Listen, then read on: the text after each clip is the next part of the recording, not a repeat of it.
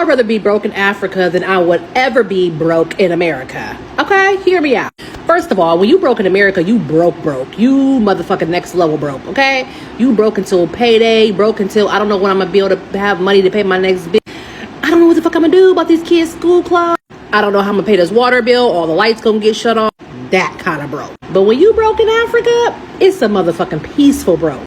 You don't got nothing to worry about. You ain't worried about nothing. Electric's only $20. In some places, you only pay rent once a year. If you're here in Kenya, you pay rent monthly, but it ain't even up to that much as it is in the USA. So when you broke over in Africa, it's a peaceful kind of broke. In Africa, as soon as you go outside, you didn't forgot you was even broke. Like, you could be broke and still look good. Nails be only $10. Hair be only $10. Motherfuckers won't even know you broke in Africa. But America, they know when you broke. You down bad and begging broke. Ooh, honey, I don't see how y'all do it in America, honey. I can't do it. I can't do it, honey. I'd rather be broke in Africa than broke in America. Some of y'all wonder, like, what am I do if I ever move over to Africa? How I'm gonna get a job? Where I'm gonna get my income from? Don't worry about that. Don't worry about that shit. Just come to Africa. Come to Africa broke. Figure it out later on, okay? Figure it out when you get over here. Just come to Africa. Come here broke. Let your ass go broke in America. They gonna send an eviction notice on your door in 24 motherfucking hours, okay? How the fuck you gonna pay that $2,000, $3,000 rent? If you gonna be broke and you gonna be poor, at least be poor and broke in Africa. At least come to Africa. Since I've been here, I'm like, how are some people out here not wealthy and they're still happy? I see why now. It is actually a pleasure to be broke in Africa. Like, it's still peaceful. It's still motherfucking peaceful in Africa. Even when you're broke in Africa, it's a peaceful type of broke. You are still motivated.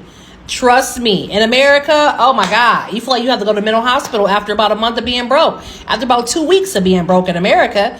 Out here, you can be broke for years and still be happy. Trust me. You know, there is broke and then there is broke. And the way it hits you depends entirely on where you are in the world. So now, see, a lot of people in the West have been conditioned to think that poverty looks the same everywhere.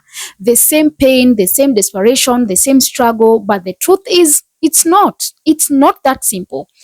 Well, what I just listened to, honestly, it shocked me. Now, a speaker said that if you've got to be broke in Africa, not in America. Now, at first, that sounds wild because people are taught that America is the land of opportunities, a place where even if you're broke, you can still climb up with enough hustle. But the reality on the ground, for someone living paycheck to paycheck, it's brutal. In America, broke isn't just not having money. It's being buried under rent notices, utility shut-off threats, and school fees you can't pay. It's knowing that if your $2,000 rent is late, you could have an eviction notice in your hand within 24 hours. It's that constant tension in your chest. When is the next bill due? What's gonna get cut off first? Water bill, lights, maybe both. And in America, poverty is loud. People know when you're broke. You look tired, you feel stressed, and you can't hide. That is why the speaker called it begging broke. The kind of broke that strips away your dignity and and announce itself to the whole neighborhood. Now, let's flip the picture, because in the Africa they are describing broke is peaceful. Let me repeat, it's peaceful. I know some people will roll their eyes and say, how can poverty be peaceful? But hear this out. Rent might be paid once a year. In some cities, even when it's monthly, it's nothing close to US prices. Electricity might cost $20. Getting your hair done, $10. Nails, same thing. You can be broke and still look good and still feel presentable, still have your dignity intact. And here's the part that really stood out. When you step outside, the weight of being broke doesn't crush you in the same way. You can still laugh with friends, still join community life, still feel human. The speaker's advice: if you're drowning financially in America, come to Africa broke. Figure it out when you get there. That's not just a travel tip. That's a deep critique of how systems shape the experience of poverty. Because in one system, poverty isolates you, humiliates you, and burns you out mentally. In another, it might still limit you, but it doesn't completely destroy your sense of peace. Let's really unpack this, because this is more than just a cost of living conversation. This is about mental health, community, and the invisible price of survival. In America, when you're broke, you are also under constant surveillance by your own, life. Everything is timed: bills, fees, penalties. The rent is due every month, non-negotiable. Miss it, eviction. Utilities, forget to pay on time and you could lose water, electricity, or both. And then there's school expenses. Because in the US, being broke doesn't stop the permission slips, activity fees, and PTA fundraisers from landing on your lap.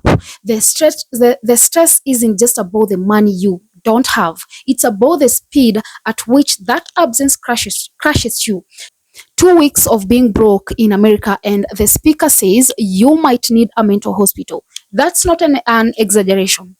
It's the reality of living in a system that punishes you for failing behind.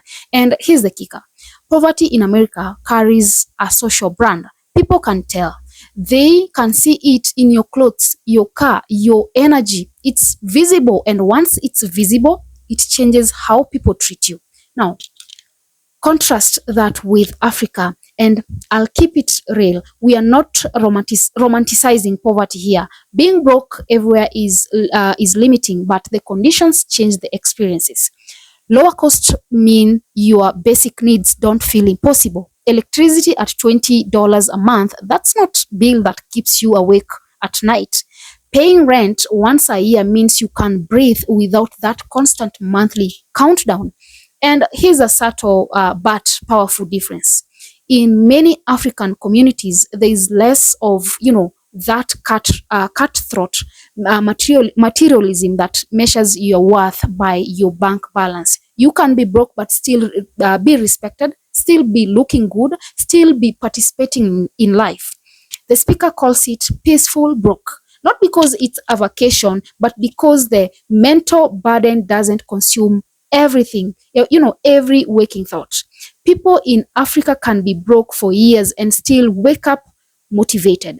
That is radically different psychological environment than the US, where being broke for even a month can strip away your will to try. And that's the real takeaway here. Poverty is not just about money. It's about the systems, culture, and community that surround it. So let's step back and ask the big question. Why does this contrast matter?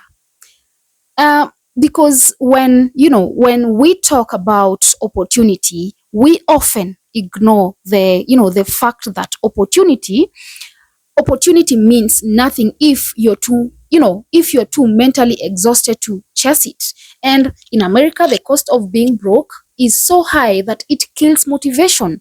The speaker isn't saying Africa is perfect. They are saying when you are broke, when you're broke in Africa, you can still live, you can still feel like a person, and that human dignity is priceless. Now, let's address the critics. Some will say, but Africa has poverty too, and in some cases worse poverty than in America. That's true. In some regions, infrastructure challenges, unemployment, and lack of resources can create deep hardship. But here's the nuance. We are comparing the experience of not extreme destitution. We are looking at how the structure of bills, housing, and social pressure changes the mental and emotional weight of being broke.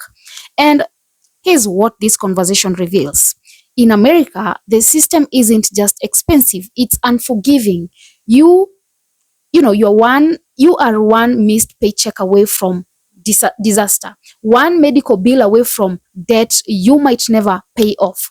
The grind is relentless, and the safety nets are full of holes. In many African contexts, the cost of surviving is simply lower, not free of struggle, but lower. That breathing room changes everything. It changes your relationship to your own future. Imagine this. In America, your mind wakes up calculating, overdue payments. In Africa, you might wake up broke, but you're still laughing with your neighbors over breakfast, still showing up for community events, still wearing your, hair, neat and your clothes clean. The absence of constant financial panic leaves room for living. And this isn't just a personal finance lesson, it's a cultural one. It's about understanding that the way we design economic systems can either preserve dignity or grind it to dust. The speaker's advice to just come to Africa broke might sound like a joke, but it's rooted in a truth we often overlook. Peace of mind is a form of wealth.